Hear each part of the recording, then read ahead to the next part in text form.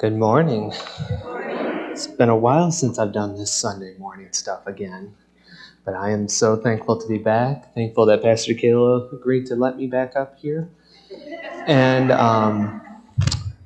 we'll get into it for today. Today, as Pastor Kayla alluded to, you're going to hear the story of the Great Samaritan. In that story, we hear Jesus telling us to help our neighbors. The teacher of the law in the story asks who our neighbors are. Jesus goes to tell a story. I'm going to give you a more literal definition. Dictionary.com defines neighbor in 3 ways. A person who lives near another, a person or thing that is near another, or one fellow human being. Out of those 3, which one of those do you believe is the biblical definition of neighbor? It's one fellow human being, the third choice, as it was written on the website itself. The Greek word for neighbor, as used in the law teacher's question, is plesion. This word has 2 definitions: a friend or any other human. According to Jesus' teaching, it's any other person, irrespective of race or religion, with whom we live or whom we have the chance to meet. Kind of a big area of people. A neighbor is pretty much anybody we cross paths with.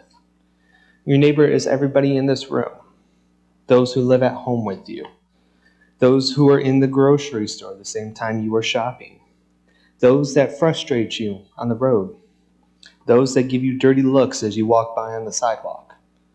All of those people are your neighbor.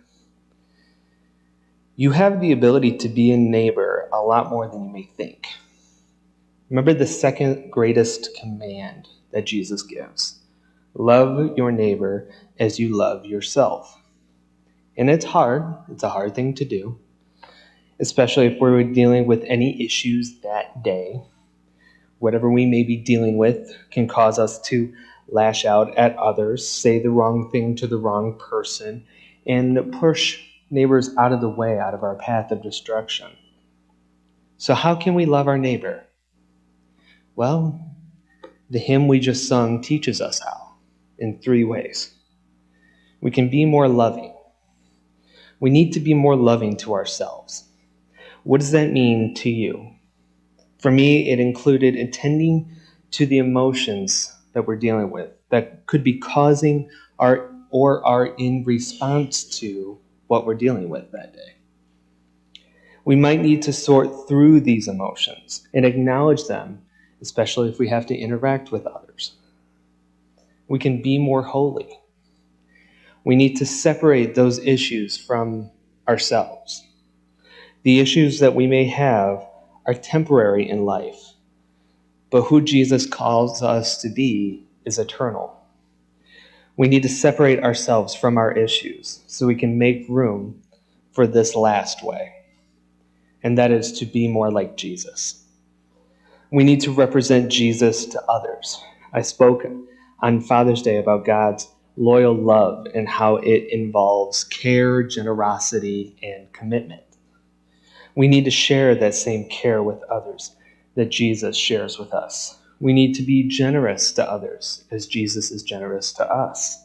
We need to commit to be present with others as Jesus commits that to us. We all want to be a Christian. We need to show our neighbors what it means to be a Christian to others. Those who are in our own homes, to those we may only ever see once in our lives. We need to be the beacon of light that Jesus calls us to represent, or a way I like it, a way I've heard it that I really like, to represent Jesus. We represent who Jesus is to those who we cross paths with. Amen.